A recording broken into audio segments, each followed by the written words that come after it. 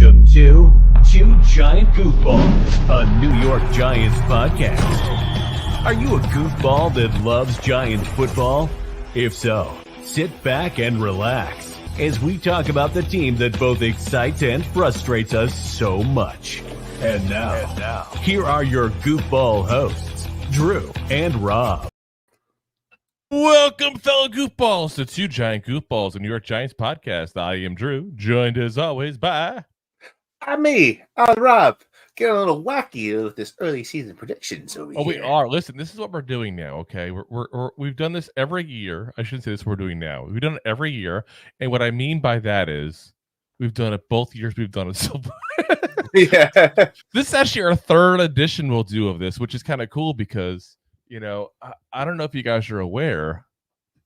I don't know if Rob's even aware of what today is. It's an anniversary. It is a podiversary here for us. So I think our podiversary is tomorrow. I can double check to look at the episodes here from our audio, since we started as an audio only to beginning there way back when. Yeah. So actually, and Friday is our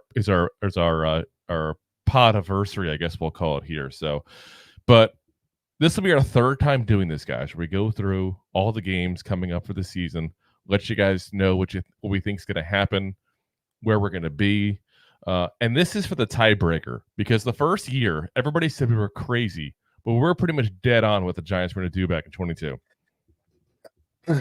Yeah. Now this past year, we had high hopes. A spanking coming. Yeah, and yeah. Well, as we lose Rob there, we lost Rob. This is how upset Rob is at the high hopes we had. But yeah, we had some really high hopes and did not come to fruition, point blank. Like, we just got basically totally destroyed on what we thought we were going to do. As we get Rob back here, that's how distraught Rob was over how bad we did in 23, though. He just left the screen. Fun on the mouse. There we go. Now I said we can't even hear you, but now we can hear you. Yeah. We're way off last year. But listen, guys, I think a lot of people were off last year. No, a lot of people, let's be frank, a lot of people hate the Giants and think we're going to go 4-12 every year. So, I mean, but I think that what happened last year, while yes, there was downfalls in some players, like Daniel Jones for one. The big thing was that if you look at it with outside eyes, so to speak, not as Giant fans or anybody who's listening might be a Giant hater, not as those kind of people, just as a regular football fan and a guy overall, you look at the injuries. You couldn't have seen that coming. Daniel Jones goes out, then Tyrod Taylor goes out, then we're down to third string quarterback who, let's be honest, we didn't even want to play in the beginning. They were trying to get Matt Barkley to play, who hadn't played in the league in a couple of years. He signed him, but just luckily didn't need him. Saquon had his annual injury. Andrew Thomas was out for a while. The entire offensive line was basically out at one point. Like, we're signing people off the couch. I think we had the different Tetris version of offensive line that just dropped in, maybe like 7 different, different team ups, mashups, if you will. Yeah, like, we try not to be the homer guys. We really do try not to be the homers, and I think the weird thing is we get accused, partially because of myself, because I always say I try to be the realist Giant fan, but it's like we get accused of being more like Giants haters than our fans. But here's the truth of the matter, guys. We had 6 wins last year. 4 losses came within a touchdown. We could have easily been 9-8, 8-9, because they're not going to win every single one of those, obviously. I'm not suggesting that, but, 1 or 2 different plays, guys. And looking at, okay, this was a 500 team with all these injuries. And I think we're going into this season with a whole different, mindset compared to how we are now, coming off of a 6-10 season 6-11 season. I keep on forgetting 17 games. I'm old. But 6-11 season where we had the top 6 pick in the draft at that point. So only 5 teams were worse than us, technically. It was a really bad season, but it was a really bad season with a ton of injuries, guys. Yeah, and let's And let's be real too. Like you brought up, like there was how many games within a touchdown? 4. Four. Let's go back to 2 years before. Well, let's go back to the year prior to last season, where how many games were within a touchdown? Probably what, 5 or 6 that we squeaked out. It's almost like they got revenge on us. The NFL gods got revenge on us for the past year. But I'm saying, like, if we would have played like we did the year prior, like you would have looked at a team that had 9 wins. Yeah. So that's why I think it's fair to say we could have some optimism this year for a much better season, with the injuries itself just not being an issue, hopefully. And let's be honest, we have no way of knowing if injuries are going to happen or not going to happen. We have no way of knowing. You know, I mean, let's be honest and say it's football. Chances are there will be injuries. That's life. It's a contact sport. But we have better backups, even, especially on the offensive line that we had last year. So, like I said, guys, I think this is an improved team. So let's go over how improved we think they are. So all starts off week 1. We got the Vikings coming into MetLife Stadium. So we got our Vikings and Giants way too early preview here. That's September 8th, 1 p.m. So guys, tomorrow is August 8th. Whoa, hey. It's October. We're going to go way in the future. Let's not jump the gun halfway through the season. Skipping months here. But it's a month away, guys. That's all we are. We're a month away from real football. A day away from preseason. Yes. That's not real football, though. So for a couple talents will have somewhat real football. So let's talk about the Vikings, what they did this offseason. So we'll start off with the losses. The big 2 losses they had, guys. Kirk Cousins, who went to the Falcons. Danielle Hunter, who is like a stud pass rusher, guaranteed 12 to 16 sacks kind of guy. He went off to the Texans. So they lost a couple of big pieces there. Let's not kid ourselves on that. They lost a couple of big pieces. And now you go to what they added. At quarterback, lost Kirk Cousins. Got to do something quarterback-wise. We saw what happened when he went out last year. It was a different team. They added J.J. McCarthy and Sam Darnold. Now, J.J. McCarthy, we talked about him all draft. We don't need to go too much into him at that point there. But I will say this. By all accounts that I'm hearing out of their camp, as of right now, Sam Darnold would actually be the starter. And we have no way of knowing how that's going to work out. Let's be honest. A lot can happen in a month. Like J.J. McCarthy could have lighted it up all of a sudden in the preseason and could beat out Sam Darnold. It's not set in stone, guys. But if the season started today, that's what it would be. Would be Sam Darnold. I think Giants fans know Sam Darnold obviously pretty well from his Jets days. And it seems like he's convinced another team that he could be a good quarterback. This is team 4 that he's convinced now. He's like that draft class's version of Josh Rosen. He keeps convincing people over and over again he can play football. Remember last year, who's going to sign him? Sam Darnold. Someone could fix him. No one could fix him. He sucks. We know what we got at this point. Let's be real. Luckily, we don't got him. So, you know, and it's rare for us to say we have a better quarterback situation than another team. Like, yeah, I mean, but let's be real, guys. But let's be real about going into this. Like, DJ's coming off an ACL. Like, is how healthy he's going to be coming into this? Yeah, way too early, but you know, he's looking good in camp so far. So I think I'm not too worried about that. So he feels healthy enough to push another defensive lineman. So hey, yeah. You know, they made a big change at running back for them as well.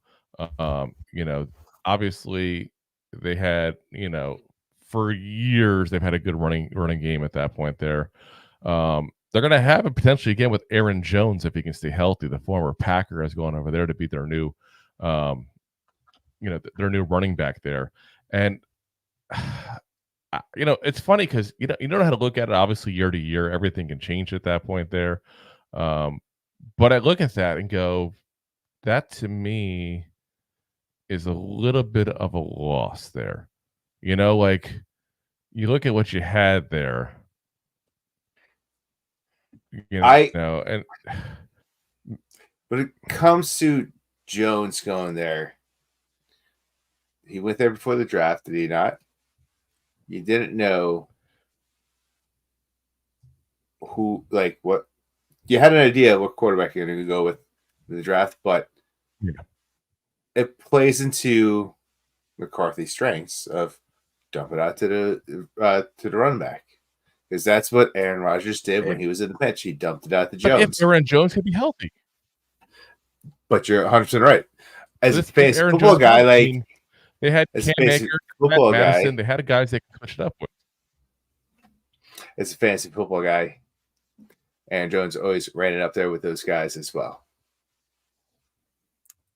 I mean, 11 games last year. You know, he had a pretty decent year yardage per carry wise at 4.6 yards per carry, but you know, he hasn't been the guy you expect him to be very often. You know, 2 of the last 3 seasons he's had under 800 yards. So it's definitely not, you know, what you got to expect at that point there from the Vikings running game, which is usually pretty good. So, you know, look at, obviously, again, they lost Danielle Hunter. They signed Jonathan Grenard and Blake Cashman from the Texans, ironically. They just kind of swap players. Jihad Ward, our old friends, also there, along with Andrew Van Ginkel there from the Dolphins, who has one of the coolest names in all of football. But, you know, they got some people. The biggest issue with the Vikings, guys, is their secondary. You know, they lost already Mekhi Blackman to a torn ACL this year. Their rookie cornerback, Kyrie Jackson, of course, those who follow the news, had a tragic car crash where he died. I mean, besides the fact that, yeah, it sucks someone died, like, I'm not trying to just blow that over as like a not that, but that's not what we're here to talk about. We're talking about the team. They've lost 2 corners already on the depth chart. That's going to hurt any team. But when you already weren't great at a secondary to begin with, that's a massive blow. Now, they signed Fabian Moreau afterwards, so that they were able to get someone in there at that point. Obviously, he's the ex-Giant, was there a couple of years ago. But the fact that he was hanging around in August tells you he's not been that great last year or two, you know? The biggest thing that I really want to see in this whole thing, Justin Jefferson versus Deonte Banks. We have talked about it ad nauseum on the show. Deonte Banks has a gauntlet of receivers to go through, guys, this year. Absolute gauntlet, like the best of the best of the best, sir. That's where he's at. Yeah. And this is now potentially going against the best receiver in the NFL, depending on who you want to put there. I know him and Tyreek, you know, go back and forth between who people think. I'm not here to argue with the point either way. But when healthy, he obviously wasn't last year, but when healthy, he's right up there with Hill, if not better. He's a stud. He led the NFL 2 years ago when he was healthy. He was a top guy. He's been a top fantasy. Oh yeah, he was on pace for 2,000 yards at that point. You know, again, Hill was as well last year. So I'm not trying to take away from Hill when I say this, but that's how good he is. Yeah. So yeah, it's going to be a fun test for us overall. I will say this though, this is the 100th celebration. So this is going to be the ugly uniform day when people wear that rugby uniform style. So just fair warning to Giants fans. I'm actually going to hurt. I'm warming up to that jersey. I'm not warming up to that at all. I think I'm getting a Malik Neighbors jersey. Yeah, go get a Malik Neighbors jersey, but get it in like the old blue. Get the old. Nope. I think I'm getting a 100th anniversary. I think I might wear it every episode of regular season. I think I might have to. Yeah. Guys, let me know if I should do that below. Don't do it. Don't do it. It's gonna make Jew vomit every episode. Prediction time. I got the Giants actually winning this. I think they're gonna start the season off right for once. I feel like the Titan win of 22 is the only like opening night win I can think of in forever at that point. But yeah, I got the Giants pulling out the victory here. What you got, Rob? I took the Vikings winning, not because they're going to I took the Giants winning, not because the Vikings are going to be distracted by a 100th anniversary jersey, but I took it them winning because like we're going to face them at the right time. I think this team of the Vikings are going to start clicking down the road. You got a new quarterback coming over. to take over the position. You got one of the best receivers in the NFL, not just on the team, in the NFL that we're going to play against. And it's going to put Banks to the test. But a rookie quarterback that's also going to put to the test that we don't know what he could do down the field, which that's what JJ does down the field, might help Banks out look better in that game. I think this is a Giants win because, one, we're going to play our balls off, and two, because we're also playing a Vikings team that's going to probably be good this year at the right time. Deb says it's a wonderful idea, Rob. I want to see that jersey every show. Don't do it. Don't listen to Deb for once. Brilliant ideas. Deb. This one's not. All right. Let's get into our next competitor here. So the Giants versus the Commanders. Way too early preview edition here. And obviously, guys, we're going to play the Commanders twice. We're not going to go over each game separately as much. We're going to go over more what this opponent did and what we think of them going into the season here. So we play them on the 15th with week 2 at 1 p.m. That's at Washington. And then the Commanders come into town November 3rd at 1 p.m., which is another legacy jersey day. That's when they will wear the old school, big blue wrecking crew jerseys, as I call them there, with the Giants logo on the helmet and the red trim and the blue and everything.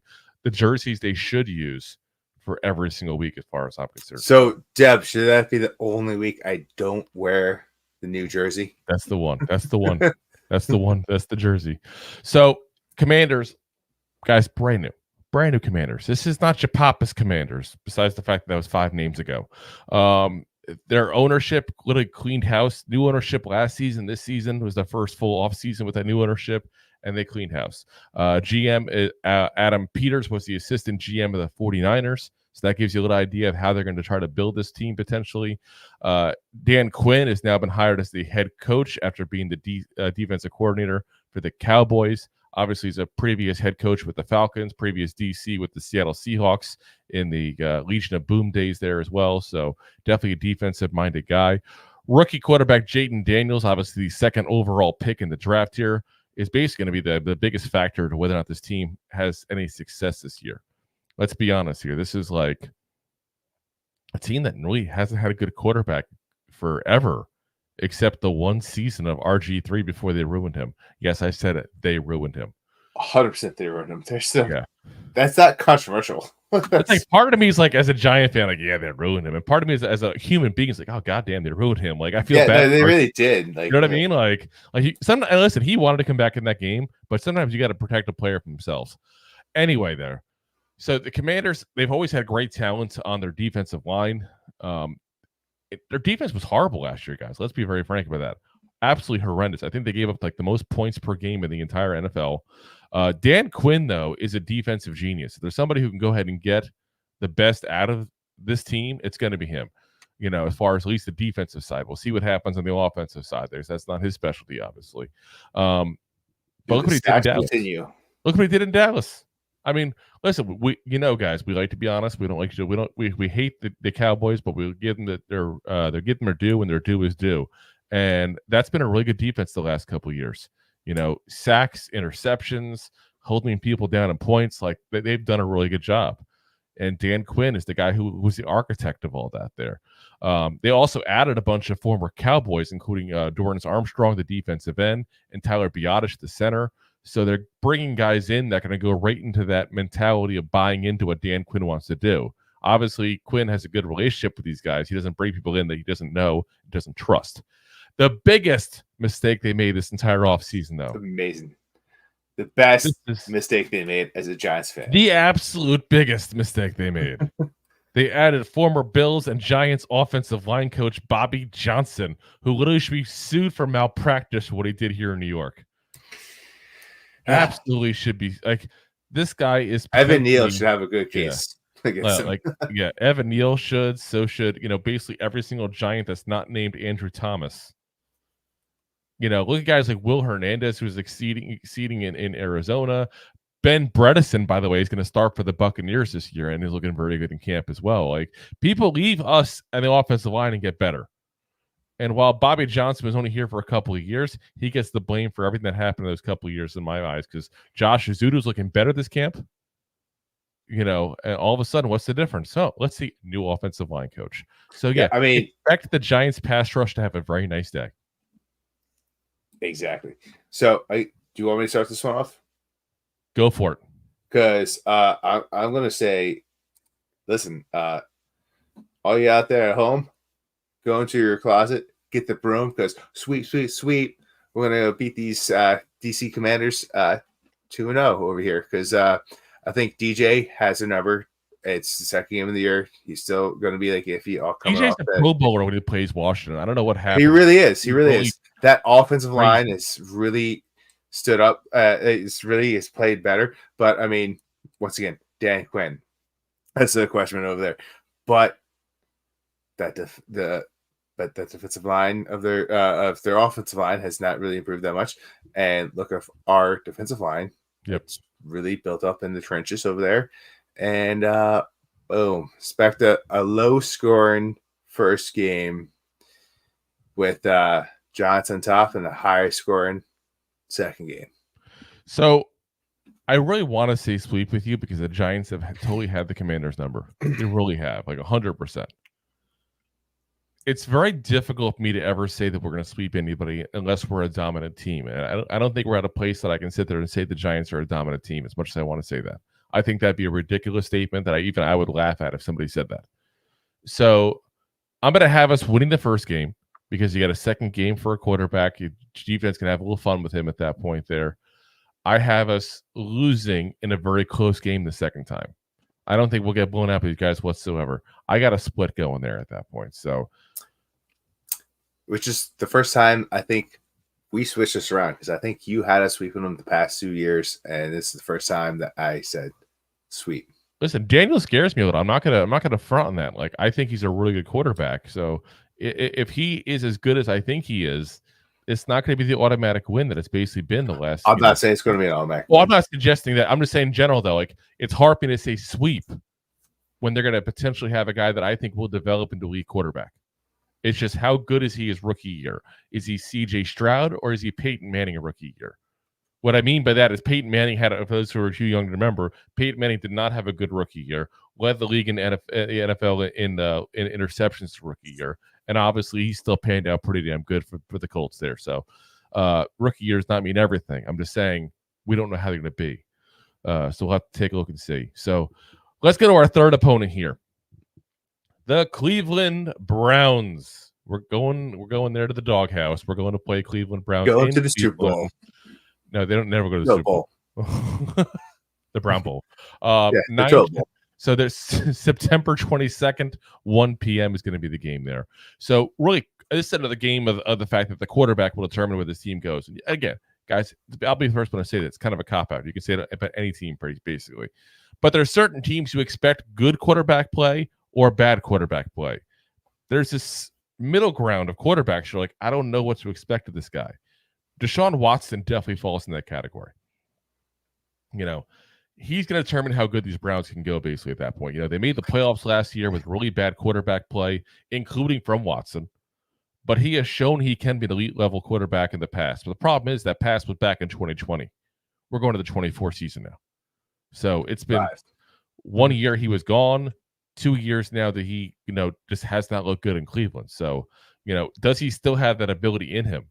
Because if he doesn't, first off, bad trade. Second off, bad contract. But third, Browns are in trouble. Like, their option with that huge cap number for Watson the next couple of years is basically to draft quarterbacks till they find one. So, pretty much, because it's guaranteed money.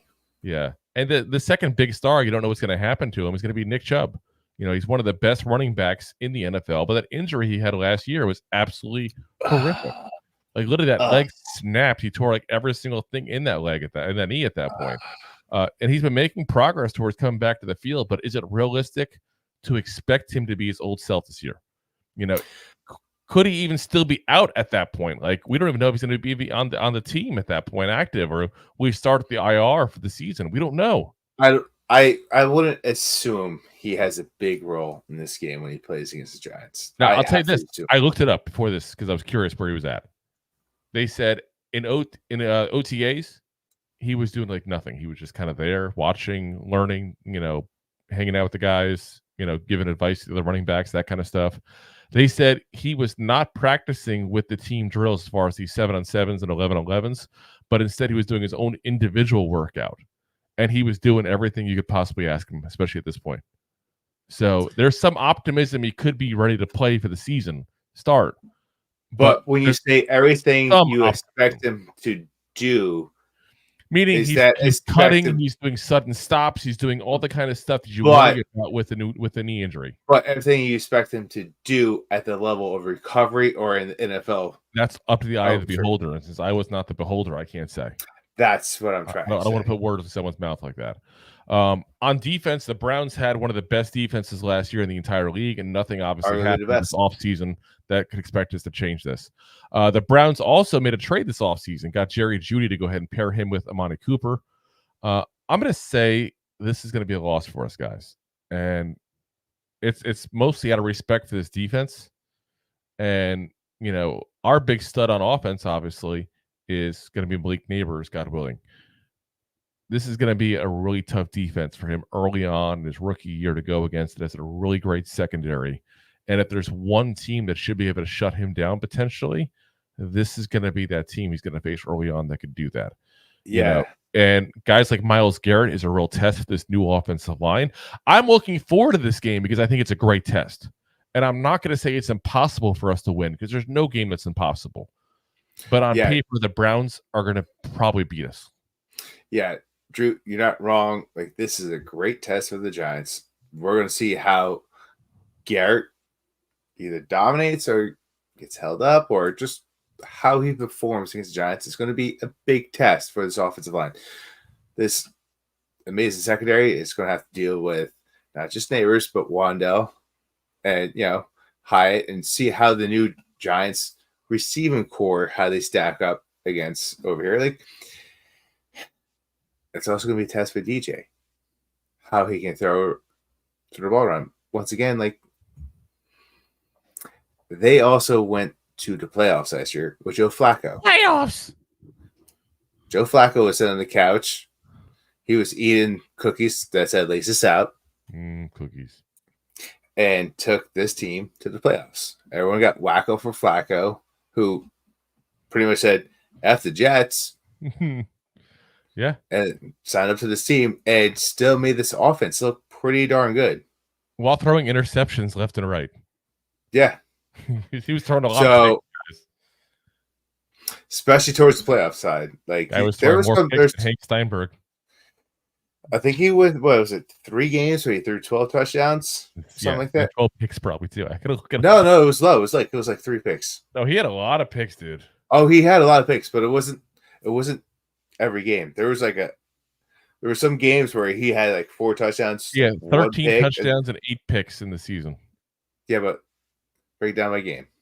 I hear you. Either way, he's a Colt now. It don't matter. It don't matter. I'm just saying that they took Deshaun Watson out, that everyone's talking about elite quarterback, not elite quarterback, how he can play. They took a 40-year-old guy off the couch, plugged him into that offense, looked way better. It still went to the playoffs. Guys, like, I would love to tell you. That's why I won't say it's impossible because Deshaun Watson was not good. If he plays like crap and they can't put points up, it could be one of those games somebody wins like 10-7. And if that's the case, it's like a roll of the dice who wins. 6-3. Yeah. Like, you just never know. You never know. Yeah, so but I'm taking this as a loss. Okay, so we agree. They're just too good. Let's get into the team that everybody loves to hate. How about them Cowboys? Giants and Cowboys. Boys. Way too early preview here.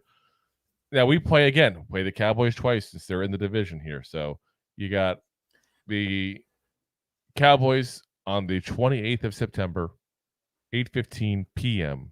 You know 26. What that means? You know what that means, guys. 26 prime time. Huh? There's Thursday Night Football. 26th.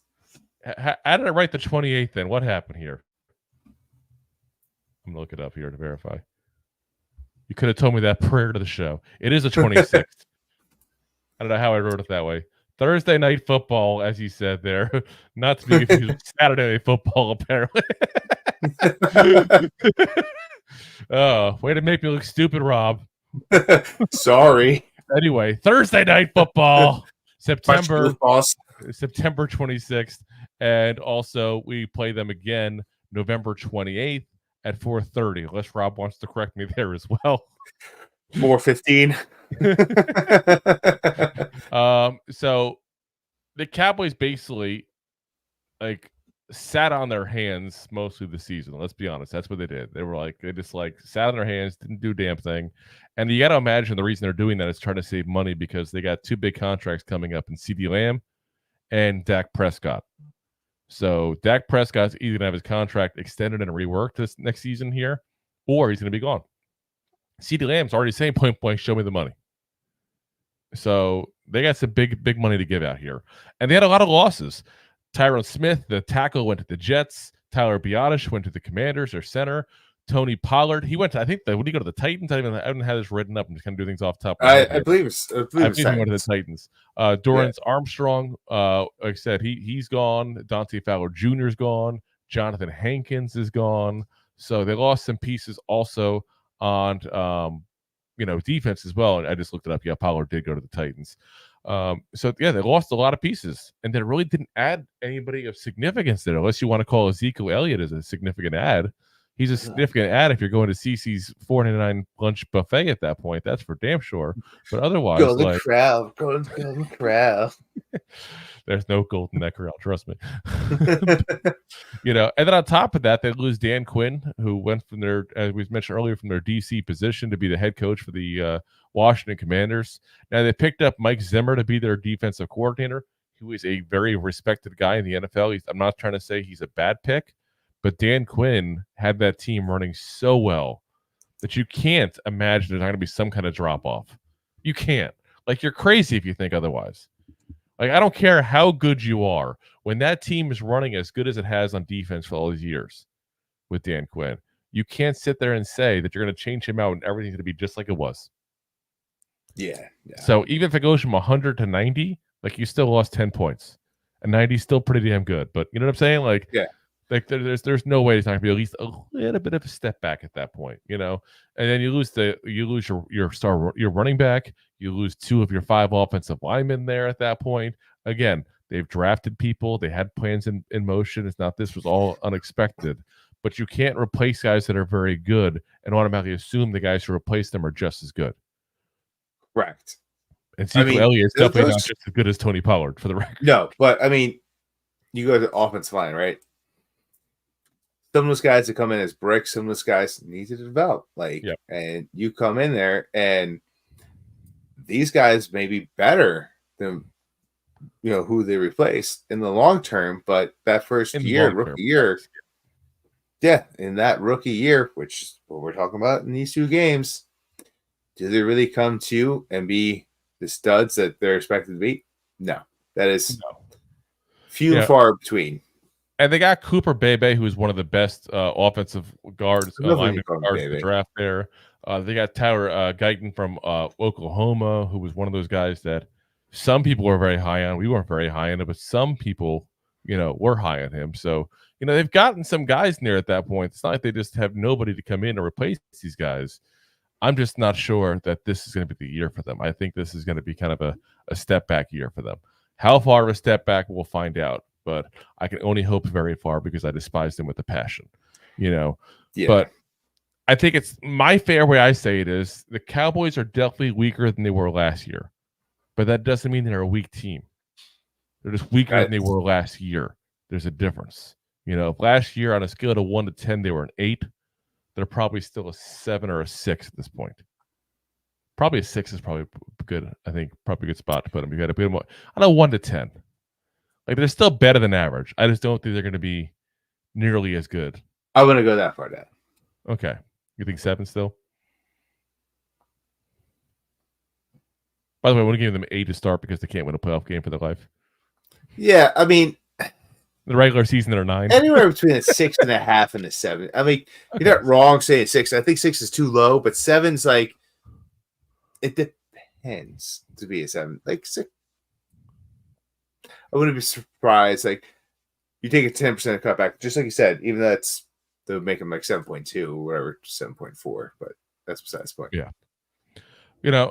But I think this is another case of a little splittage here because the Giants have been horrendous in primetime games. I'll be very frank on that. They are horrendous. Like, I almost dread seeing a primetime game on their schedule now at this point. That's how bad it's gotten. And the first one, Thursday night, primetime game. So what's going to happen? Giants will probably lose. That's what they do in the DJ era. Not blaming DJ specific for it, but I'm saying in the time that he's been a quarterback, we have been absolutely horrendous in all the primetime games. I have us winning the second game, which will be a regular 4:30 game. Plus, it'll be in Dallas. It'll be kind of nice to see their fans crying when they lose to the Giants. So I think a split is where you're going to be at that point there. It's not going to be the absolute dominance it was last year, guys, because let's make no mistakes about it. Last year, the Cowboys absolutely wrecked, demolished, owned, whatever phrases you want to use, the Giants last year. Insert themselves. It's a new year. New Giants. Exactly. No, I agree with you. I actually went with split, but I do not agree with your split. But I actually kind of do agree with your split after listening to your explanation because it's not just DJ. Even the latter years of Eli himself, we did not play well in the spotlight unless it was a Super Bowl or a playoff game. Besides that, we did not do so well in the spotlight. But Thursday Night Football, new season. Oh, it's a Thursday night football game. Thursday Night Football. Just want to make sure you knew that, Drew. Thursday Night Football. We're going to be playing at home. We're going to be playing at home. Thursday Night Football. MetLife Stadium. Thursday. Okay. Watching in September. So you got to split. You got to take a split. I'm going to take a split. Okay. Also, you and I are only one game difference so far. Interesting. So with that, it's time, guys. If you guys haven't heard yet, we're doing a contest. Enter to win a Daniel Jones signed jersey. Simply subscribe to our YouTube channel, youtube.com/@2giantgoofballs, and email a screenshot to 2giantgoofballs@mail.com to enter. Only one submission allowed per subscriber. Monthly subscribers at buymeacoffee.com/2giantgoofballs will get an additional 2 entries. Contest ends when the channel reaches 1,000 subscribers. No purchase necessary. Void where prohibited. This contest is not affiliated with the NFL, New York Giants, Daniel Jones, or any other person or company besides the 2 Giant Goofball podcast. Good luck to everyone. Oh, and here it is. Certifiable. You see the little certificate number in there to say it's certified and all. There's that Daniel Jones signature right there in the middle of the 8. So, guys, if you haven't already, sign up. Especially because I'm going to tell you guys, there are a couple people that I know that have signed up at the buymeacoffee.com/2giantgoofballs and have not signed up for this contest. Considering you have 3 times the chance to win, guys, like you really should be signing up for that. Deb, I know you've been on the show. I know you're already signed in, so you're good to go. But I'm not going to call the people out, but there's some people who haven't done it yet that get 3 entries automatically. So email us. Get into it, guys. It costs you nothing. You just got to subscribe. That's all you got to do. So just hit that bell. Let's get into the next game here, guys. So next up here, we got the Cincinnati Bengals. And I like this one because I feel like we haven't played them in a while. Like that's a fun one for me. So I'm not so sure it'd be a fun one for the Giants here, but it's a fun one overall because at least it's somebody new that we haven't seen in a little while, What about the Bengals? Ooh, Seahawks. Oh, dang it. I got the Seahawks. Tony, I need someone to watch over me because the Seahawks. We got the Seahawks next is who we got. October 6th, 4:25 p.m. Not to be confused with the Bengals, who I'm actually excited about seeing because the Seahawks we played the last 2 years. I have no excitement of seeing them again because they've beaten us both times here, guys. So, but this is a whole new Seahawks, guys. Besides the fact that both times it's an imaginary creature that doesn't actually exist, there's a new head coach in town. And it's Mike McDonald, the former Ravens defensive coordinator, replacing the legendary Pete Carroll. So the Pete Carroll move seemed to be his decision at first. But then rumors kind of persisted about his interest in other head coaching jobs, including the Chargers. So it appears like the Seahawks wanted to move on, but they also didn't want to fire him. So they kind of forced his hand to make him step down. Should sound very familiar to Giants fans, shouldn't it? Yeah, we all know what happened after Tom Coughlin left, guys. Sometimes you keep the one you got when you got a good one. The Seattle Seahawks, though, do have a lot of young stars that really haven't reached their potential yet, like wide receiver Jackson Smith and the Jigba and cornerback Devin Witherspoon, who Rob and I, both these players, sang their praises like you would not believe coming out of college, guys. And we're going to continue to do so because those guys are extremely talented. Witherspoon, you got to see it. Smith the Jigba, you didn't really get to see yet because he's a little bit backed up right now by Lockett and Metcalf kind of blocking him there. But they also do have veterans. We just talked about the 2 wide receivers they got and all. So, but in my eyes, losing a great coach is always a loss, no matter what the organization thinks as far as that. But again, the Giants have lost the Seahawks each of the last 2 years. And unfortunately, I have that becoming a trio of losses. I have the Giants losing here to the Seahawks. I don't think it's going to be an embarrassment like it was last year. Because last year was an embarrassing game, guys. We lost that. That was a beatdown at that point on Monday Night Football, I believe it was even. That was a primetime game, I know. So, yes. Yeah. I'd love for us to get a little revenge here, but unfortunately, I just don't see it happening. I got the Seahawks winning. I took this as a close game. I think there's some movement going around on both sides of the football. I think it works out because when we played the Giants last year, it was week 6. This is week 5. Was it week 7 last year? Doesn't matter. Either way, we talked about how the Seahawks offensive line has looked great, even with their secondaries in place. I'm playing for them. Protecting Geno Smith, making him look like a decent quarterback. Well, guess what? We got a better defensive line. We got a way improved offensive line. And I think the Giants should come out with a squeaky win. A little scrappy, a little revenge. So you got to win in this game.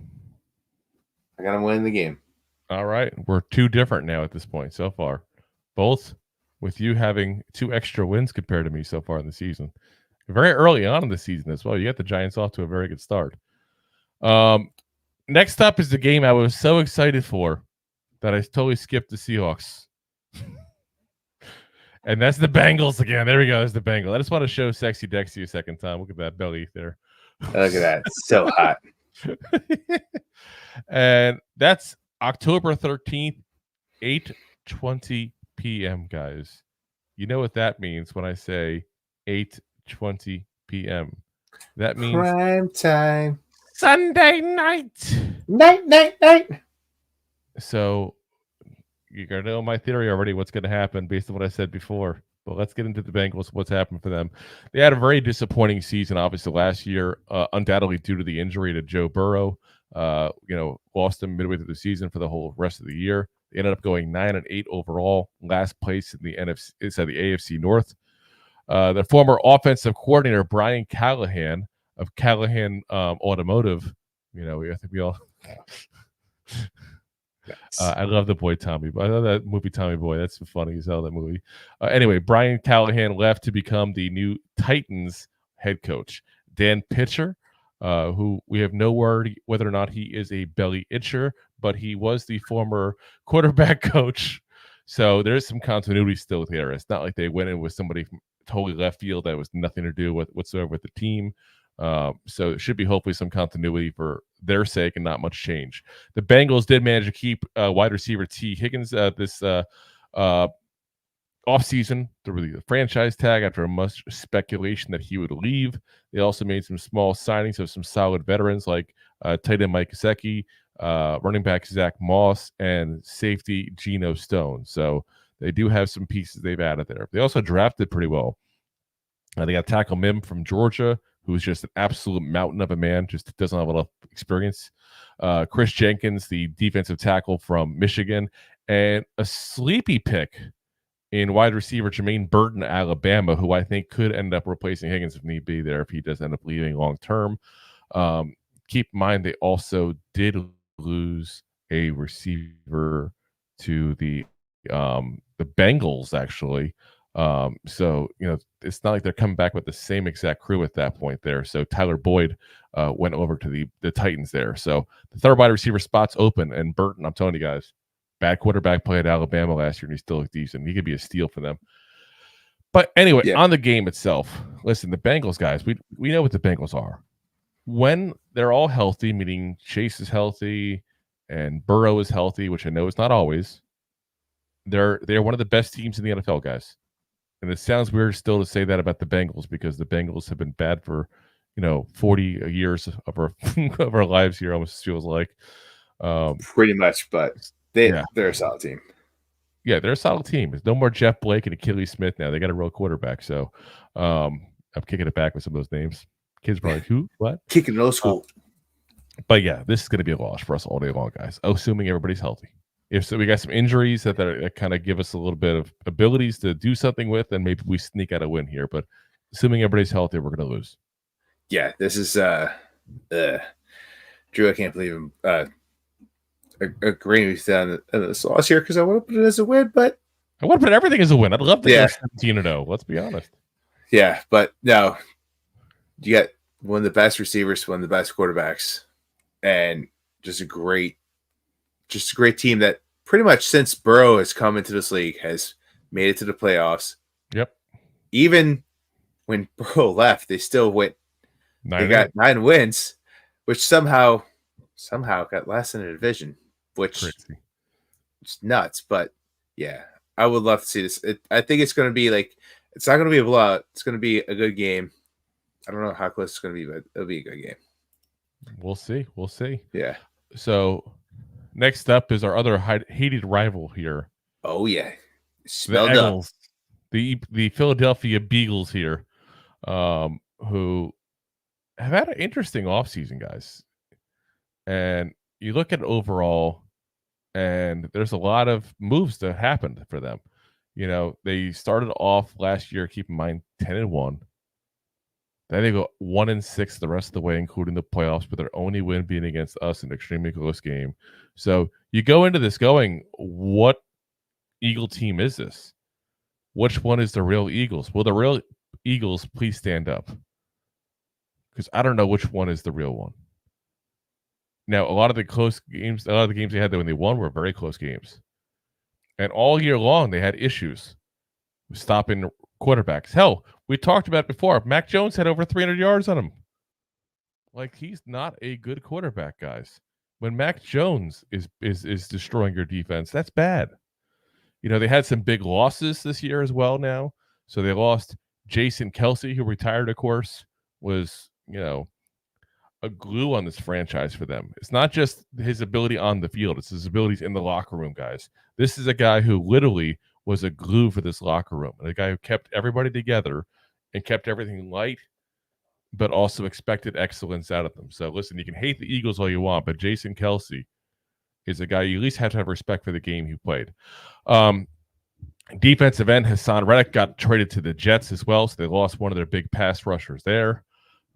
It's definitely was an interesting season for them. Then of course you also have the fact that Fletcher Cox also retired as well. So you're losing guys here overall. They added obviously Saquon Barkley, the star running back from us the last couple of years here. Who else got him to get that one? Because I know it's a little bit of a contentious thing of how much of a star he really was there. They added back defensive back CJ Gardner-Johnson, who obviously was on their team when they had a much better season in 22, went to the Lions in 23, and has come back now to the Eagles as well.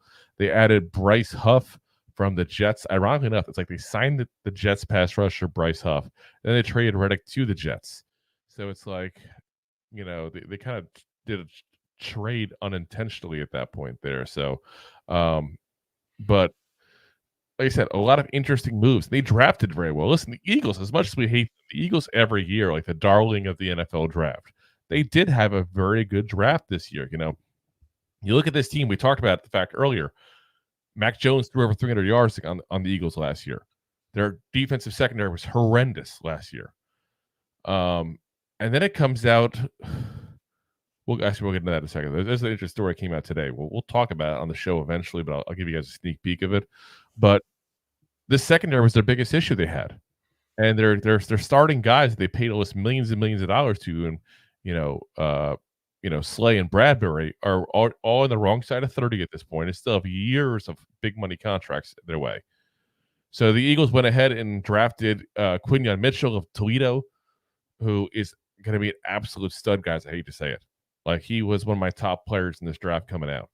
And they also got, I call him a defensive back as people fight over whether he's a corner or a safety, but Cooper DeJean of Iowa as the second pick overall. So they really have stepped up and improved that secondary potentially as well. Then they went ahead and added Vic Fangio as their defensive coordinator, who's highly respected in the league. So, they made a huge bunch of changes at this point here. They even brought in Kellen Moore, who was the Chargers, the offensive coordinator last year, was the Cowboys offensive coordinator for years prior to that. And there was definitely issues on offense. The defensive ones got all the press. Listen, guys, more reports that came out, including a big one today. Jalen Hurts was so frustrated, he started calling his own plays. That's how frustrated he was on offense. Oh. Report came out even that before the playoff game with the Bucs, he called Wink Martindale and asked for advice because Wink saw him twice, obviously, during their struggling time period. So he had the best view as far as somebody outside the building. So that's bad when you're calling another team's defensive coordinator to find out. Divisional rival. Yeah. Defensive coordinator. So, guys, I don't know what to expect of the Eagles this year, guys. To be very frank with you, like, the offensive line has taken a step back losing Kelsey, but it's still one of the best in the league. Vic Fangio is still a great defensive coordinator now and should help fix some of the issues along with some young members of that secondary. I got to think that they're probably not going to be as good as they were in 22. They're probably not going to be as good as they were the first 11 games of last year. But they're not going to be as bad as they were the last 7 either. Like, there's going to be somewhere in the middle. If I had to guess, this is probably like a 10, 11 win kind of team, I think, is where probably is the realistic for them at that point. Which still, in my eyes, I think they're still a better team on paper than the Giants are. Whether or not they actually are on the field is a different circumstance because I do have more confidence in the Giants coaching staff than I do in Mr. Crying himself there in Philly. I think we split the series personally, same as we did last year. I think it's going to be a close one as well. And it also depends on what happens at the end. So, we play them on the 20th of October at 1 p.m. So a regular 1:00 game. The last game we have is on the 5th of January, which is still a to be determined. We don't know when it's going to be. If that's a primetime game, well, my thoughts on them on primetime of the Giants. Yeah. But that's my gut tells me to split the series with these guys again, which has me saying we're to split the series overall with the NFC East and go 3-3, which if we did that, guys, it's an improvement of last year. It's definitely an improvement of what we've done the last couple of years. We would have killed for that. So what's your thoughts, Rob? Listen, I mean, everything you said, everything that's happened with the Eagles, like last year they were a house of cards. We brought this up. Like, how do you win so many games in a row and then lose 7? Yep. Like, or 6 in a row, whatever it was. It's 6 ridiculous. and 7 is the loss. Yeah. I think the Giants split. I think the Giants are going to lose the first game when they play against them. And in Philadelphia, I think, Barkley's going to come out. He's going to go become a madhouse. He's going to be man on a mission that first time. I'm telling you right now. 100%. Just not every mission succeeds. Remember that. You're not wrong. But I think later in the year, to be announced, I don't think it's going to be the same game as last year, but I do think the Giants are going to squeak out a close game against the rivals. And I don't think it's going to be a blowout the first game either. Like, it's going to be 2 close games. And just like you said, it's not going to be the Eagles of 2022. It's not going to be the Eagles of the first 11 games of last year. It's not going to be it's not going to be the Eagles of the last 7 games of last year. It's somewhere in the middle. And like you said, I think now that this is the 3rd team that we're talking about in this division, 6 games down the road, down the pipe, talking about 3 teams. The 4 in the division. I think the first 9 wins. It's probably going to win the division, but they're going to win it with 10, maybe 11. It's hard to say. It's really hard to say. I doubt how much of a downfall did the first two take, and the Eagles and the Cowboys, and how much uprise did the Giants and the Commanders make? Because I think it's fair enough to say really upward. Yeah, I think it's fair enough to say that I wouldn't expect any team in this division to have 12 wins. But the winner of the division is definitely going to be in double digits. Yeah. Oh, I've definitely double digits. Honestly, 12 wouldn't shock me at all. I won't go as far as you. I think one team is going to really pull out at one point and become like that 12-13 kind of team. I don't think which one it's going to be, but one of them is going to. No. I hope it's us. I doubt it, but I hope it's us. I think the team, it's probably going to be 11. 11 is going to win the division, but it's probably going to be 10 with a tiebreaker in the division. We'll see. We'll see. We'll put that on paper. Let's go on to the Steelers here. We got the steel curtain time here, and the Giants versus Steelers. Way too early preview here. And play the Steelers October 28th, 8:15 p.m. You know what that means again, guys? Oh. It's a prime time here. It's a prime time. And that is a Monday Night Football game. So that means we get the Manning cast. That's the best part about the game. Yes. The big question is going to be who's going to be the QB. So obviously they got veteran Russell Wilson. Whoever wins the fist fight. Went from a great quarterback in Seattle to a not so good quarterback in Denver to a manageable quarterback last year in Denver. And then you got Justin Fields, who is labeled the bust now as a first-round quarterback from his days in Chicago. But let's be honest, what quarterback has succeeded in Chicago? Yeah, exactly. Exactly. I mean, yeah, no quarterback has ever thrown for 4,000 yards as a Bear. Jay Cutler? No.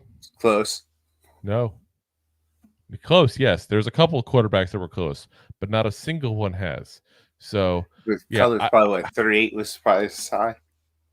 There's a couple of Bears that have like 3,900 yards. There's a couple of them, but none of them's hit 4,000. I mean, considering we almost hit 5,000 with Manning, I mean, it's a big difference. But it's going to be interesting to see either which way starts at that point there. I think Russell Wilson's a little more the steady hand. Justin Fields going to be a little more of a guy who's going to take some risks at that point. But they're definitely two different types of quarterbacks there. So as far as what they've added elsewise during this season, they added Patrick Queen, the linebacker from the Ravens, and Deshaun Elliott, the safety from the Dolphins as well, to their defense, which are pretty decent pickups there. There's still rumors like crazy persisting that they're going to be obtaining Brandon Ayuk in a trade with the Niners for some picks and hand him a massive boatload of cash there at that point. I don't know if that's true, guys. There's nothing that I would say is solid on that, so play that by ear. But all reports are that the Browns, the Patriots, and the Steelers were the ones in this. But the Steelers are supposed to be the ones that this trade's going to go through in the end. If it does, obviously, that's another good receiver for Deonte Banks to have to face again this year. So add to the gauntlet.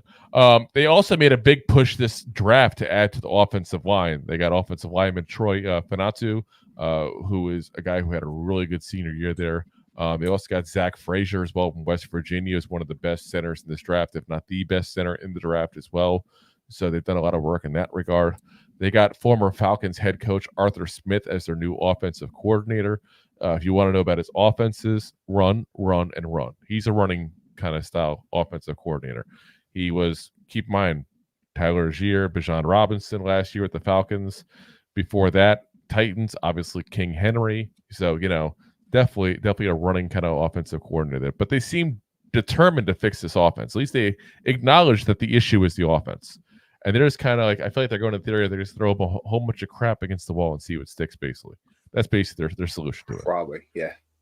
So my prediction, I'm going to go ahead and break my usual streak of saying the Giants lose in prime time. I'm going to say they win this one, actually, in a very close one, which is hard for me to say because of the primetime experiences with the Giants. It's hard for me to say because of my respect for Mike Tomlin, who I think is probably I don't like him necessarily as a person, but I think he's probably the best coach in the NFL.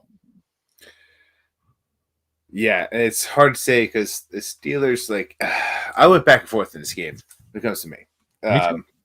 Because one, like you said, prime time has not been our thing for the past decade. Two, the changes. Mike Tomlin is changes. Tomlin has been amongst one of the best quarterbacks. I don't know if he's a hardball best quarterback because Drew, you like to throw that in my face because I said that once that Harbaugh is one of the best quarterbacks in our generation. But Tomlin might be the best of our generation. He's a great coach. Listen, he's up there with Bill Belichick. Nothing. Well, he does with nothing. I'm sorry. That is not a talented team, and he keeps them respectable every single year. He's not been below 500. I still never always hate this guy for sticking his leg out. Was it Jacoby Jones he tried to trip on a return? I think so. I lost all respect for him right then and there. I will never have it again. But I will give the man his due as far as what he is as a coach. Yeah, he riles team around him. Riles. I am very conflicted about this Steelers team. I watched a video of Justin Fields and Kirk and Russell Wilson getting in a fight in the middle of the practice. Like, the team had to divide them up. Like, I heard a rumor that Russell Wilson tried to ride him like a horse and said, "Let's ride." I don't know if that's true. But it's not true, by the way. I don't know if Tomlin could rally this team around to what they need to be. The Giants win this game in a close game, by the way, because that's I'm same boat. Because the Giants seem to lose to Tomlin and the Steelers over the past decade since Tomlin's been there. He's had our number 90% of the time. And guess what? Every blind squirrel finds a nut. So here's to you, Tomlin. We're winning. We found the nut. All righty. Next up, everybody, one of the most anticipated games of the NFL season. Guten Tag. We're going to Germany. It's a giant panther. As das Giants face das Panthers there in Germany. Oh, yes. And I don't know what to call this. Is this considered a primetime game? Because it's 9:30 in the morning, and it's the only game going to be on at that point. Like, all the eyes will be on the Giants and Panthers, which to me is just a little crazy. Like, that's the two teams you want to send to Germany. Germany's like, oh my God, American football is horrible. Yeah. They're going to be like prime in a couple years. You want that money back? Yeah. How many euros will you give us? So the Giants are undefeated in Europe. We talked about this when they played the Packers a couple of years ago. They were 2-0. Well, guess what? They beat the Packers. They're 3-0.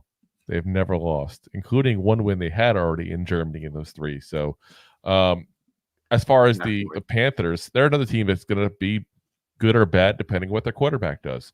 Bryce Young obviously was the first overall pick in the draft there just last year, and he needs to stand tall, pun intended, and become a franchise quarterback if this team's going to do anything.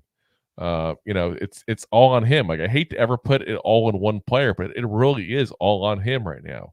There are the pieces around him on offense, maybe not the best offensive line, but there's some offensive weapons around him in general. He's going to have to do something here. They brought in Dave Canales to be their new head coach, who was literally an offensive coordinator for the Bucs for one season, and that's it. Before that, he was offensive. He's the quarterback coach for the Seahawks before that. So he was given credit for fixing Geno Smith and Baker Mayfield. That's the whole reason they brought him in.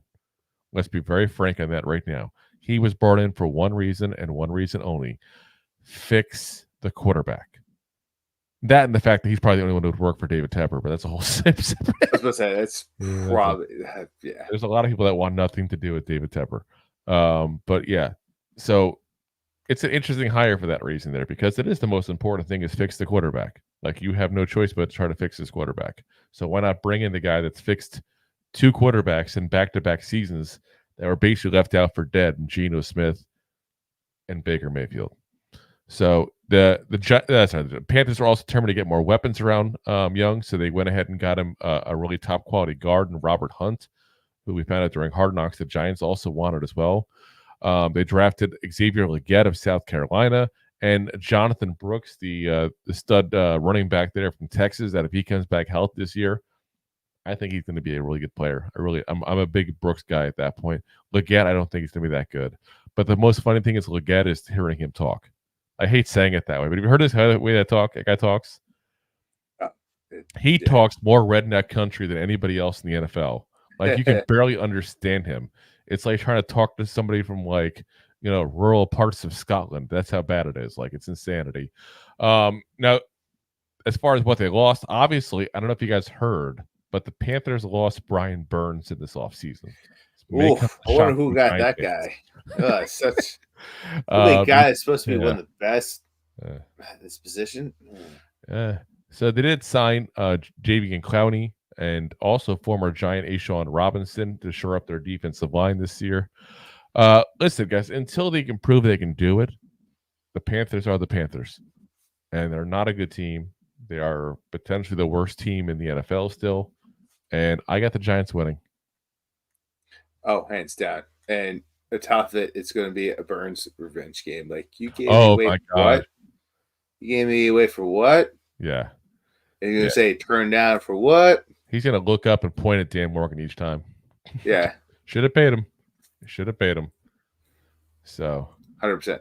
All right. So we go from Germany to Dave Canales' old team, the Tampa Bay Buccaneers here, the local team where I live here in Tampa Bay. And it's an interesting matchup here, guys. It really is. So that is going to be the 24th of November, 1 p.m. And that is in MetLife Stadium. I wish it was an away game because I would go to that in a freaking heartbeat. We'd fly Rob down. He'd come hang out at my house and go to the game. Be cool to go. But yeah, hopefully next year. Now, if you needed a picture to sum up the Bucs offseason, it would be somebody sitting on their hands.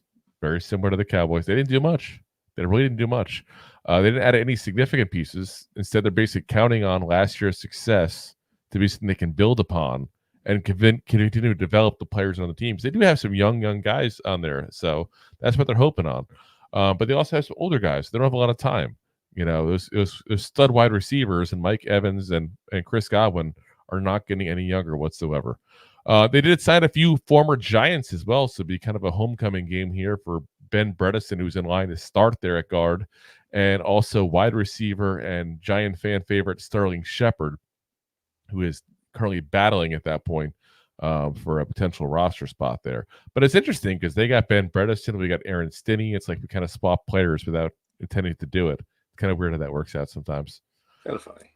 Yeah. So, I mean, the biggest questions again come at quarterback. Can Baker Mayfield be a serviceable quarterback again? Can he be more than just serviceable? Was his success merely a reflection on Mike Evans and Chris Godwin being there and having two really good receivers? There's a lot of questions to that. And this Bucs team will go as far as Baker Mayfield lets them go at that point. And this is a guy that, while he got a lot of credit for turning around last year, I can tell you, living here in Tampa Bay, there was a lot of people that wanted him gone half of the season because the offense just wasn't rolling. He just kind of turned it up just enough to pacify them a little bit there last year. So I'm predicting a Giant win here. Yeah, I went back and forth and like looking at the coaching moves, looking at everything that's happened, I'm going to go with the Giants to win this game because Baker Mayfield has a track record. He'll come in hot. I didn't even ran track too. Oh, he definitely ran track. He ran the 440 and about like a 6.7. But no, he's got a track record. He's going to do great here. He's going to do great there. He comes out 6 games. He wins you 5 of those games.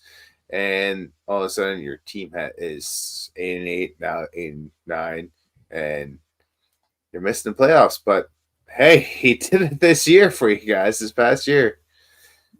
Yeah, and they got in the playoffs and beat the Eagles last year. So it was a good season for them. Yeah, and I don't. Baker's a year older. I'm not putting anything down on him. Like, it was a great year for him. He's stale. Drew, stale bread. You were wrong last year because I've talked about how Baker is just that guy. He comes in, plays 6 games, 6 solid good games, and then he's done. And when you're looking at history, You got in statistics, you got maybe 2 out of 6 seasons he's played, 7 seasons Yeah. where he's done that. So he's going to fall apart again, and the Giants are going to take advantage of it. It's not going to be an easy game, but they're going to win. They better win. I took them to win. All righty. So before we get to the next game, guys, guess what time it is? It's time to pay the bills. Enjoying the show? Looking for more goofball action? Consider a membership at buymeacoffee.com/2giantgoofballs. Memberships start at just $5 and give you additional goofball access. One-time support payments also available starting at just $3. buymeacoffee.com/2giantgoofballs. All righty, guys. Just a couple more games we got here. So we got a couple of games here against some teams we've played here in the last couple of years. There are another little repeaters here. We got first up here the Giants and the Saints.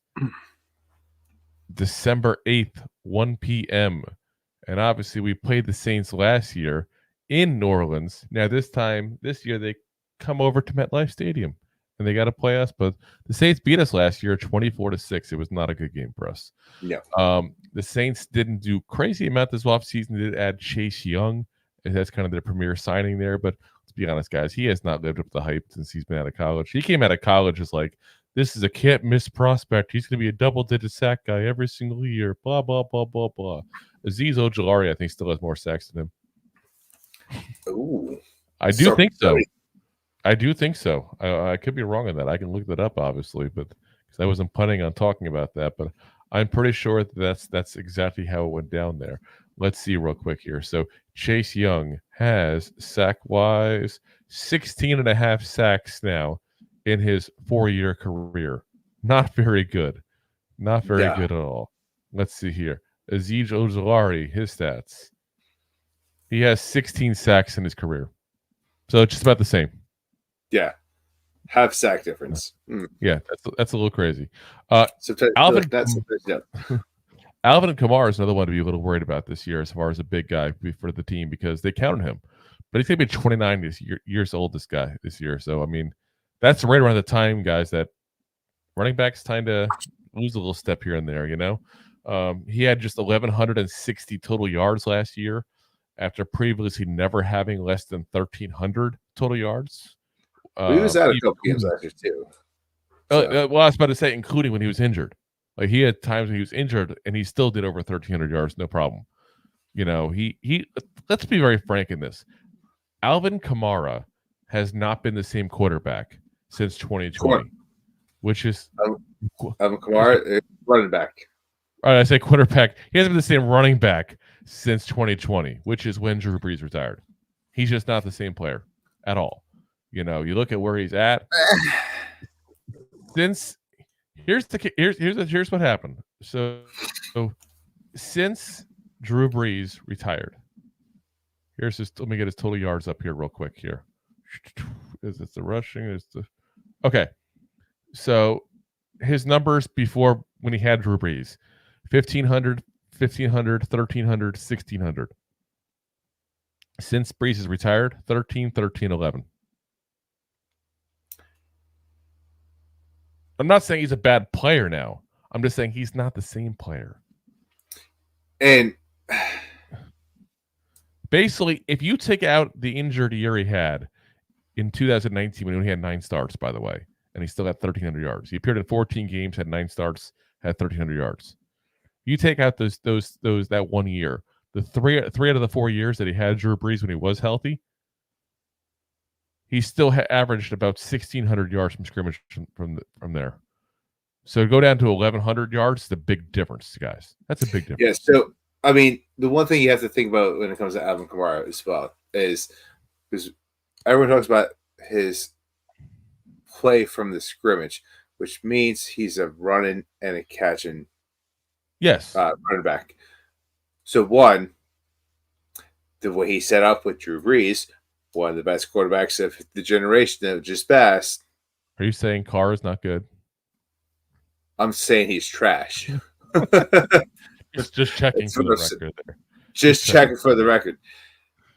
There's also a different coaching staff that came into play. Like, yeah. So there's a lot to be said.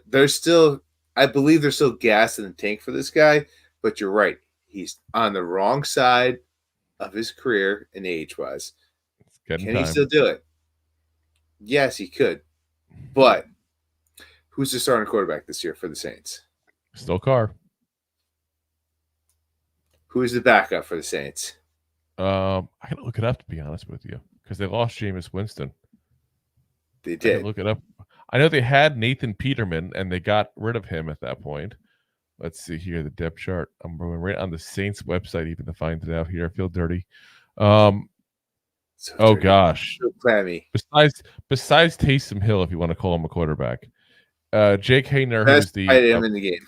who was from BYU, I think they drafted him like the 4th round in 22 or 23. And then Spencer Rattler out of South Carolina, they obviously drafted this year. So they got a couple young guys behind Carr. But yeah, no, it's not. So his game was never special. Actually, like the offensive line wasn't too bad last year, but his game was never just running up the middle. It was more of maybe catching the back. Never running up the middle. It's running on the outside or catching the ball. Exactly. So do I expect that this year? No. Do I blame Kamara being on the bad side of his career? No. Does it take a factor? Yes. Oh yeah, no, Carr's not doing him any favors, that's for sure. I mean, but at the end of the day, Drew Brees, but not many players are Drew Brees. Drew Brees is, bona fide Hall of Famer here. Let's be honest. Yeah, Drew Brees is in the top 10% of Might be the top 10, not just top 10%. Yeah, I don't know where you want to put him. That's a whole different conversation of the day, but that's why I was kind of conservative with the estimate where I was going. And Derek Carr will be forgotten about in the next 10 years. So I'm gonna. But I'll take a Saints loss. That's what I'm going at. You're going what? Saints loss. Sorry. Saints lose, Giants win. So I actually think this is one of those games that we're gonna look back and say the Giants should have won it, and we didn't. Every year there's games like that. So I'm trying to put 1 or 2 games in that because that's typically what's going to happen. You're going to win one that you shouldn't have won. You're going to lose one you shouldn't have won, at least. And you're not wrong for saying that because originally I put that this is going to be a loss, but especially because the Saints have the Giants number over the course of the career of the past 20-something. You can go way past that. Yeah. Let's bring up the Joe Horn pulling at the cell phone from the field goal post at Sunday night. It was a Sunday night football game, I want to say, and the Saints have always just done well against the Giants. This is, like I said, until otherwise, history tends to repeat itself. So, like I said, we'll see what happens there. I love for you to be right. That's for sure. Don't get me wrong. Yeah. It just, to me, something about this game says should win but won't. So, next up, we got the Ravens. Quote the Ravens. Way too early preview here. Giants and the Ravens. And that's going to be 12/15. So the 15th of December here, guys. 1 p.m. Eastern Standard Time. So the Ravens are and have been based an elite team in the NFL, obviously. Absolutely nothing's changed in the offseason to change that. They brought in Derrick Henry, King Henry himself there. The big question with him is how much more does he have left in the tank? Like, he didn't look like his old self last year in Tennessee. But, guys, Tennessee, and it didn't get talked about enough with him. Tennessee's line went to crap last year. They revamped that entire offensive line, and not in a good way. So, I don't know how much of that was him and how much of that was the line around him at that point. Or a combination, which is probably the most likely answer, to be honest with you guys. 100%. It was probably he's not quite as good as he used to be. The blocking wasn't quite as good as he used to be, and that made him look much worse than he used to be. That's probably the truth of the matter. But here's a guy with a ton of miles on him. Like, he's, the only guy that left in the NFL, basically, who was that workhorse running back anymore. And, he's 30 years old now. 30 is when you start to die. And not just for NFL players, but for everybody at that point. So, but he still had 1,167 yards, guys, last year, though. It's not like he didn't do anything. It's just his worst performance in a healthy season since 2018, which was his first year as a starter, and he didn't even start the whole year. So That's what they had. What's his name? That was the Cowboy and Eagle. I'm drawing a blank here. He was a Cowboy, then he was Eagle, then he was a then he was a Titan. The Midnight Smoker. No. Plays his music on the sun. Yeah. But I'm killing me here. It's gonna drive me nuts till I look it up. It's going to. Let's see here if I can look it up real quick. If you give me rushing leaders at that point there. Let's see here. It just tells me Ezekiel Elliott was a rushing leader, which just tells you how long he's been around. Because you kind of forget that sometimes that he's been around that long. Let's see here. Of course, it's not gonna. It's gonna drive me nuts until I figure it out though. So anyway, listen, they are what they are, and they've been what they've been now for a while. Like we know what they are. By the way, DeMarco Murray. That's what I meant. Had to look it up. So I don't think there's any reason for us to think the Ravens won't be the Ravens they've been the last couple of years. Mark Andrews is going to be back and healthy at that point there, where he's injured for most of last year. They did lose OBJ this offseason, who went for some reason to the Dolphins. I'm still trying to figure that one out. They didn't have enough receivers there. Obviously, why 3? But yeah, exactly. Which is, to be honest, where he probably should be at this point in his career, even besides being on that team there. But they got another year, obviously, with Zay Flowers. Let's see what he does as he gets better there. They got Devontae Walker as well from North Carolina that some people really are big on. I'm not, but some people are. So, listen, they are what they are. This is what the Ravens are every single year. A really good team, really good defense, a quarterback that runs the ball probably better than throws it, but, and for some reason has trouble against wide receivers. But we beat them last time we faced them. It was very much a revenge game for Wink Martindale. I can't sit there and say that I expect that again. And I got to chalk this one up to a Giants loss. No, I agree. That was definitely one of those games where we projected us to lose, kind of like what we're doing now. Yeah. The Giants, they stepped up in some of their problems they had because Wink on defense, because Wink kind of let them. They all right, this is where you guys are this is where the Ravens are kind of strong in with the receiving core, running around. But at the end of the day, they still ran the ball over us, and Andrews had a great game against us. So did not have the best. Wink did not have the best revenge game out there. You won. That's all that matters. The Giants just rallied. The Giants just rallied around the team, our team, obviously, Wink, to win the game. Yeah, like I said, don't matter how you get there; it just matters you win. At the end of the day, it just matters what the score is at 0. Exactly. So now we go from one bird to another. Caw with the battle against the Falcons here. Oh yes, more birds there. Now I can tell you, yours truly plans on being at this game here. As long as they don't, nothing crazy happens. Like last year, I planned to go to the Dolphins game, but the Dolphins wanted to literally have me bend over for the right to buy a ticket, apparently at hundreds of dollars a piece. Atlanta should not be so expensive, so it should be good to go. Unless somebody wants to go to buymeacoffee.com and help you get a better seat. But yeah. Plane ticket, that'd be fantastic. So this is a game going to be on the 22nd of December, so the weekend before Christmas, 1 p.m. Eastern Standard Time there.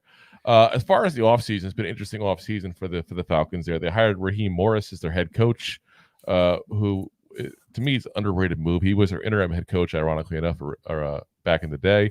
He was also the head coach for the Bucs back in the day there. Been working with the Rams the last couple of years there. He's a guy that I think is a good hire. I really have a lot of respect for him as a coach. I think he never got his full shake as his previous 2 spots there. A big issue for them last year was one very, very lacking hole in that roster, and that was at quarterback. They went ahead and obviously brought in Kirk Cousins, and they went ahead and drafted Michael Penix in a move that's still confusing to everybody. So should be much better at the quarterback position. The running game obviously should still be great with Bijan Robinson now in his sophomore year. Tyler Algier, who's probably the best backup running back in the league at this point. and the defense was very good. So listen, guys, I think this is a team that's going to surprise some people in the NFL, I think, personally. And what I mean by that is I think they're going to be like the Cowboys have been the last, couple of years. Like they're going to do really good in the playoffs. Really good in the regular season, and they'll get in the playoffs, maybe win one game, and that's it. Because they have Kirk Cousins, and that's what he does. So I'm expecting a really good team on this. So I actually am saying this is going to be a Giants loss. And this is, of all the games that I've said to be a loss, this is the one I hope I'm wrong on more than any other, because I'll probably be at that game. Yeah. I agree. This defense was a fantastic defense last year. Now you're bringing the head coach and Dan Quinn, who's going to be... No, not Dan Quinn. Sorry. But Ricky Morris. Yes, I know. You just said it too. But not the Commanders. Oh, jeez. Yeah, revenge for you making me look foolish with the whole Thursday night. I only knew that because I was just looking at what day to take off of work. My boss doesn't listen. But this team has been one of the past few years. They've been a solid defense. They've had a solid offensive line. They had a decent running game. Like you said, the one piece they were really missing to be a good team was a quarterback. And they got Mr. Average himself. Mr. Above Average, we'll say, because he'll get you to the playoffs. In the regular season, he's usually pretty good, unless you need him to make a play. Yeah, exactly. He crumbles. But he's not the guy that they're going to have to rely on to make the big play. Yeah. But he's going to be there because, is what it is. And the Giants are still finding themselves. Hopefully, once again, you're wrong. I'm wrong. Giants find themselves at this year. We pull this win out and get ourselves 11 wins at this point, but we're probably going to lose. And that's. Yeah. I know. I hope I'm wrong. Like I said, I hope I'm wrong. So, last game here, the season finale of the 2024 New York Giants here. The Giants versus the Colts. Way too early preview edition here. And the Colts are going to be an interesting team this year, I feel like. They got Anthony Richardson back from his injury, causing him to miss most of his rookie year. But he looked really good and really exciting before he got hurt there. He wasn't like the quarterback like a CJ Stroud where he was just lighting it up and going crazy, but he was exciting. He made plays when it counted. He looked good. They were 9-8 last year, and I said it didn't happen most of that season. They were 2-2 with him at that point, so they're about the same with him they were with Gardner Minshew, the porn stash himself there.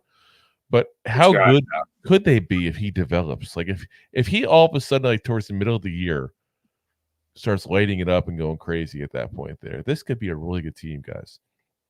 I'm just not so sure that's what happens.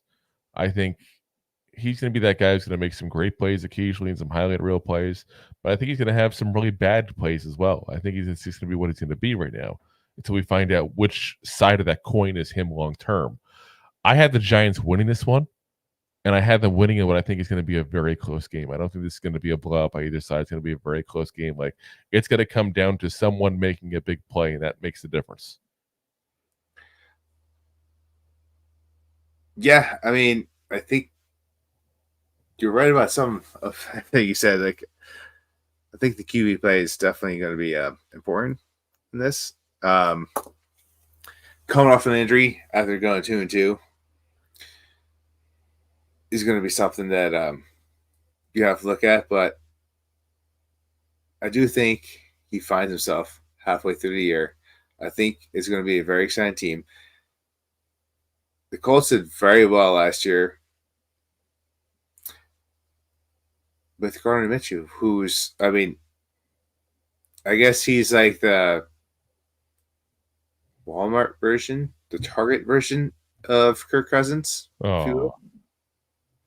He's not quite there. He's like your stud backup. He goes out there and he'll win you games as the backup, but he's not your starter.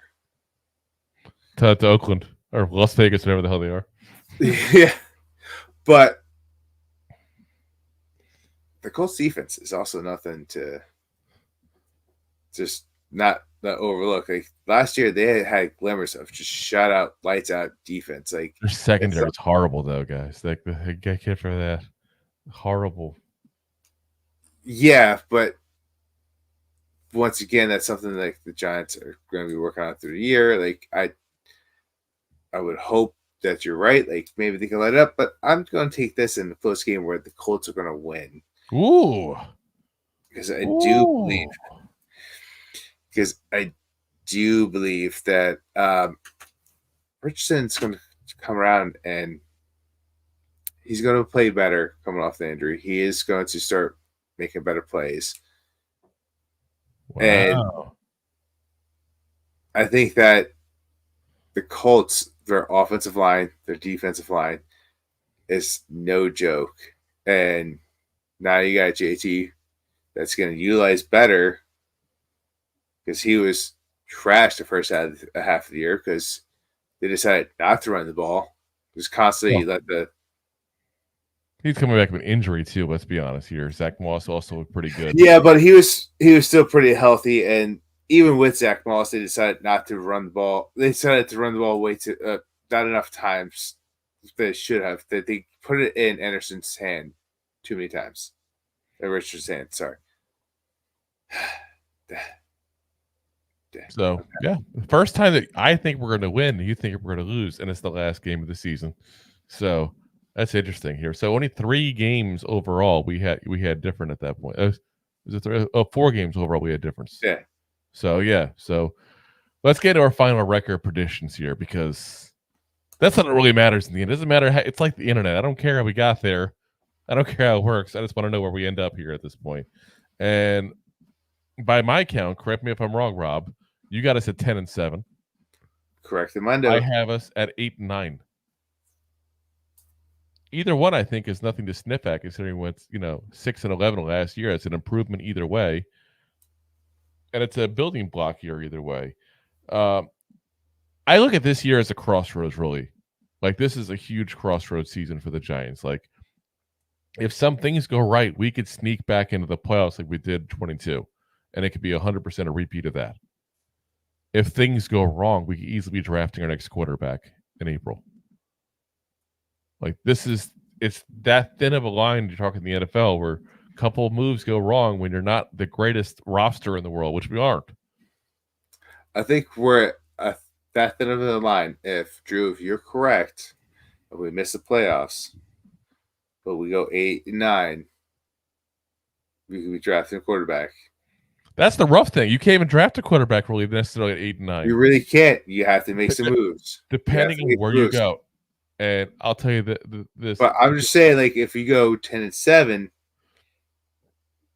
it's a different boat. Yeah, then we're keeping probably Daniel Jones next year and probably have to rework his contract even because you don't want to have the huge cap number he has next year.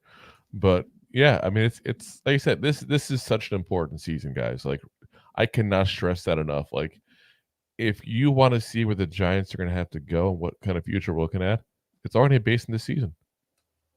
Like, this is not let's see what happens kind of season and we'll see if it's a building block year. No, it's going to be either like we're going to start winning with the people we got or it's going to be time for a new QB because everything's set up around Daniel Jones. And as much as I talked about opposing teams and they're going to go as far as a quarterback's going to take them, that statement is definitely true for the Giants. 100%. But listen, Daniel Jones has looked decent in camp, coming off an injury. That's impressive. I'm sorry, I'm going to upset some Daniel Jones haters out there. It's impressive. Malik Neighbors has looked like a beast even against the Lions. So this could be a very interesting year for the Giants. This is going to be a transitional crossroads kind of year for the Giants. Either we're going to get locked in, ready to go and see what we got with this squad for the next couple of years, or we're going to have to get built up around a brand new quarterback next year. Either one is plausible. 100%. And if you're not rooting for Daniel Jones to be someone to build around, you're not a Giant fan. I'm sorry. I'm going to say it point blank just like that. You should root for anybody wearing that uniform. Correct, Mundo. I don't care if somehow, some way, Dak becomes the quarterback. You got to root for him. But you got to root for him. At the end of the day, I would root for him, but I'd be so upset if we signed Dak Prescott. Oh, 100%. 100%. Let's say you wouldn't be, but that's a quarterback. Yes. You want him to succeed. Yes. So because you want the Giants to succeed. Do you not want your quarterback to succeed? Do you obviously want the Giants to tank? Like, yeah. Yeah. All righty, guys. So yeah, that's where we're at. It's going to be an important year. It's going to be a fun year to watch. I'm looking forward to it. So that concludes the show here for the preview of the 2024 season, guys. If you haven't already, hit that like, hit that subscribe, hit that share, tell a friend. That's how we get everything rolling. We suck at marketing. We admit it freely. We count on you guys to do the marketing for us. In a way, we're kind of lazy like that. So as always, we are live every Monday, Wednesday, Thursday on Facebook, YouTube, LinkedIn, Rob's favorite. Oh yes, I changed you again. Switch, Metro's like that. And Twitch. I think we're gonna have to go back on to Twitter soon because I got a couple messages of people saying they miss us on Twitter. They like watching us on there, so we'll probably have to start adding that in again. Yeah. Maybe we'll add Instagram back into who knows what the hell. Why not? Let in Rome. Do as the Romans. So keep an eye for that stuff as well. If you haven't already, make sure to hit that subscribe on YouTube, especially so you guys get into that feed there for that free entry for that Daniel Jones jersey. If you didn't hear about that contest, rewind this tape afterwards and get back in to find about that there. Listen, guys, we've had a lot of subscribers here in the last couple of days. Appreciate you guys. Anybody who happens to be new. It's been like every single time I look, there's like, here's another one, here's another one, here's another one. So definitely, like, I think we had like eight or nine here just today alone. So, and we had our second best day we ever had a couple of days ago at 10 subscribers. So, it's definitely nice to see the growth there. Definitely appreciate all that are hitting that button there. We'll see you guys again tomorrow night, potentially. Again, like we said to you guys on Monday, we're going to see what happens tomorrow as far as what we do. We're either do a show tomorrow or we're going to have to do one like Friday or something like that there for you guys on the preseason opener here for the Giants. So we'll see how that goes there. So hit that subscribe button. Keep an eye out on the news because we will definitely try to put it up there for you guys for, hey, this is when we're scheduled to go as soon as we possibly can there. So we'll see you guys later. Appreciate you guys listening as always. And as always, Giant fans, go G-Man! Thanks for listening to Two Giant Goofballs, a New York Giants podcast. We appreciate your support. Thanks so much. Please, I'm begging you. Please.